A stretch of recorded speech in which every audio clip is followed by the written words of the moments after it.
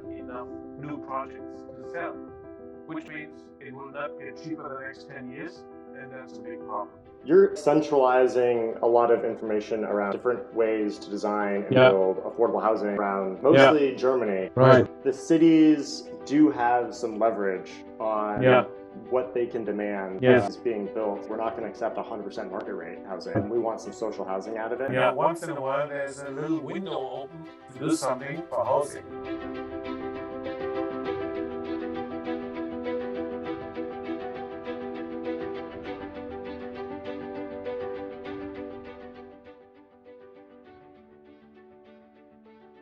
My name is Cachola Schmal. I'm the director of the German Architecture Museum, DAM, in Frankfurt.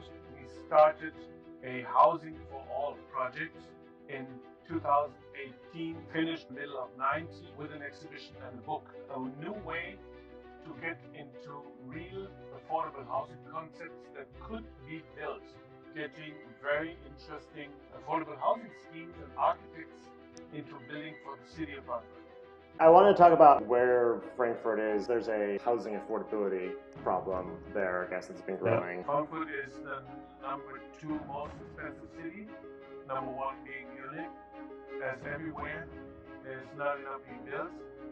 The rents are growing, the selling price is growing. We have a very stable market. We are a stable country with a stable politics. So everybody would be investing here, especially with our 0%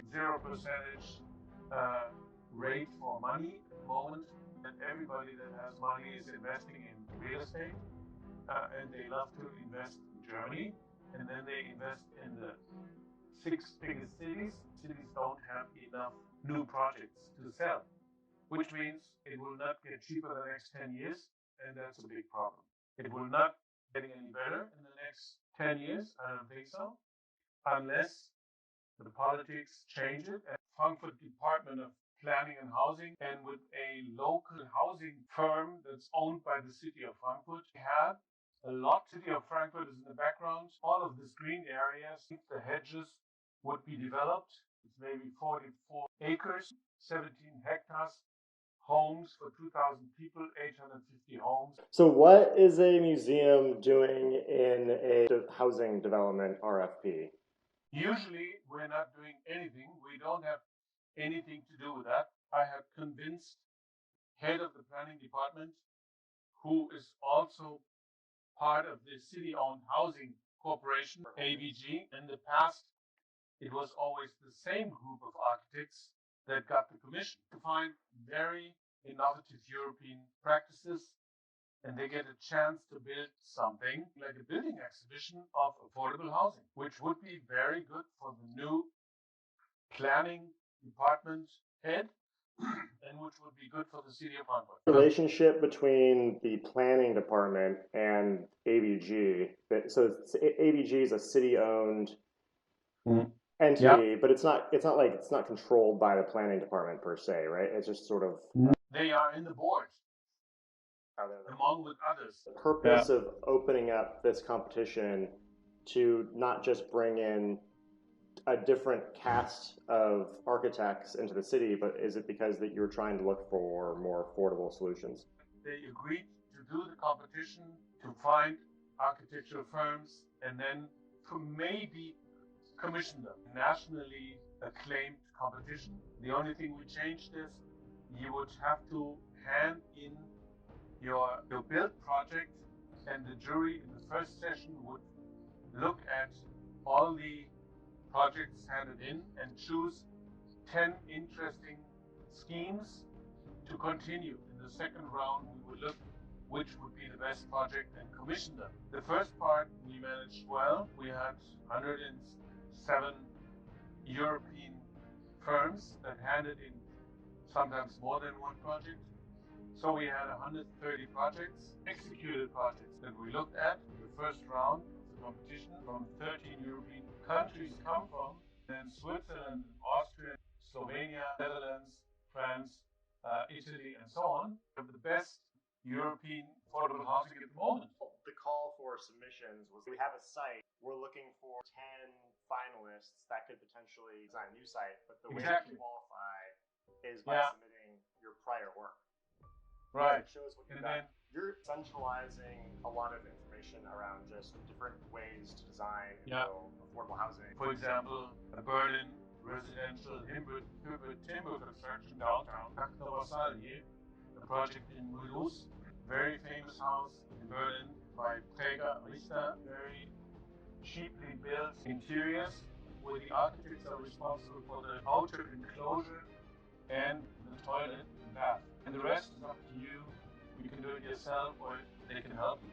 I was trying to break the concept of the way this city-owned firm is commissioning, and then we're looking at a variety of interesting proposals being built. 10 firms that we invited, of these 7 only handed in material. 4 got an award in terms of start negotiating with the firm. For a firm that never was in contact, we had a press conference and we showed what these firms were doing. And like this one, they suggested a cheap type of apartments with an outer staircase is cheaper than, of course, a climate enclosed staircase. Vienna architect Schneider Schumacher from my NL Architects Amsterdam, who partners studio in Cologne, have only 1 elevator for all of these apartments. They have 2 staircases in the middle. La Cachola, Paris, the last Deutsche Architects, and Richter, which gave a certain extra price. The idea is that if housing firms buy the book, they would see concepts by 100 different firms and they could look at it and study it and say, this seems to be an interesting proposal that fits to our new site somewhere. Maybe we should call them if they want to take part. Industry and architecture, to connect them, and then we also wanted to build. What's an expensive cost per unit for a development project in Germany versus what's cheap? What's a cheap development cost per unit? To build something that would cost construction-wise less than 2,000 euro per square meter is very difficult. 100 square meter place is sort of like a standard 2-bed, 2-bath. Square meters. 100 square meters would cost them 200,000 to build. 200,000 euros. To build, yeah. They would have to rent it out for 6 euro a square meter, 600 euro rent, or a different type of group in the scheme would pay maybe 900 euro for 9 euro per square meter, and only 30% would be on the free market, where they could probably get 15 to 16 euro at the moment, meaning 1,500 per apartment of 100. Just touch on ABG Holdings, Frankfurt, founded in 1991 from a merger of various municipal groups, developers.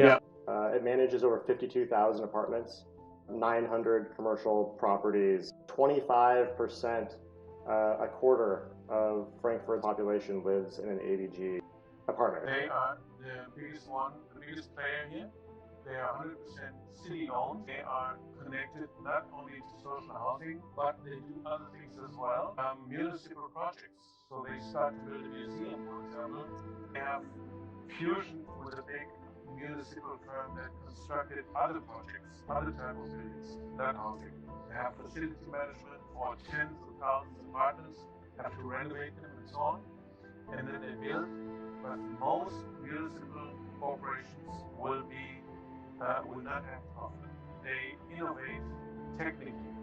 For example, very low energy consumption. There's one city-owned building, and they are doing this. Plan isn't finalized, so there's still there's a chance to change a few things. The project on the way, but not fully implemented. With the streets are not exactly defined. It's the best time of getting into it. They are currently in the next planning phase. Contract has been signed. It has been lying dormant for 1.5 years because of Corona. You're just talking about one site. I mean, there's a limited amount of sites that are around every city in Germany. What are the inclusionary zoning types of requirements in Frankfurt? We had 40% plus 15. Now we have 50 plus 15. The new government, which is being formed at the moment, they already said they would change the quota to 50% subsidized apartments. 50% have to be subsidized at the lowest of €6 per square meter rate, and then there's 15% cooperative housing, meaning 65% are in a certain way of cheaper, affordable, and 35% are expensive. Our new rule is it has to be on-site.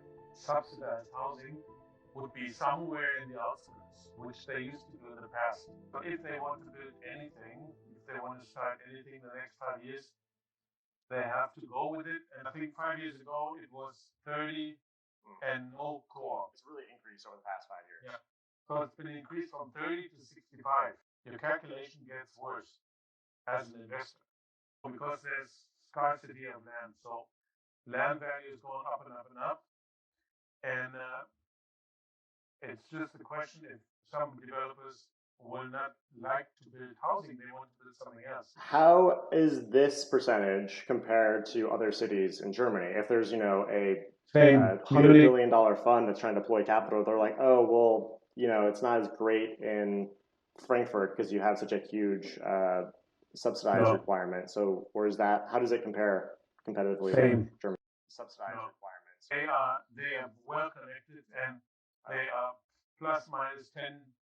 If you want to build in Germany, no matter where you go. If it's large, you would have to do it. Given the fact that there's several cities that have sort of similar inclusionary zoning, given the fact that there's trillions of dollars of sort of capital on the sidelines wanting to get some kind of return somewhere, the cities do have some leverage on what they can demand is being built. Like, hey, we're not going to accept 100% market rate housing.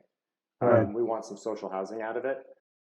Some cities like Vienna, Zurich, Copenhagen have managed to get really large pieces of land into a new housing scheme with high density, and that's quite amazing because it's politically so difficult to do that. I think that's a theme that ties most high growth cities together. Lessons learned or key takeaways. Like what I found interesting is that what we have done is something that there's a need to do that everywhere, to look at what architects are doing outside their city, really exposed to what's happening. As a national museum kind of is you sort of were able to bring people together from across the country to one place. Okay, for a museum that we got that far, it's not as far as I wanted to get. And ABG it's an important inflection point thinking about a new path forward. Right. When will the ribbon cutting be, you think, for at least the one architect that is kind of continuing on this project? Maybe 24, 25, I hope. We'll check back in in for that moment. Exactly. Yes. Well, Peter, thank you so much for the overview of this Housing for All competition in Frankfurt. I really appreciate it. Thanks a lot.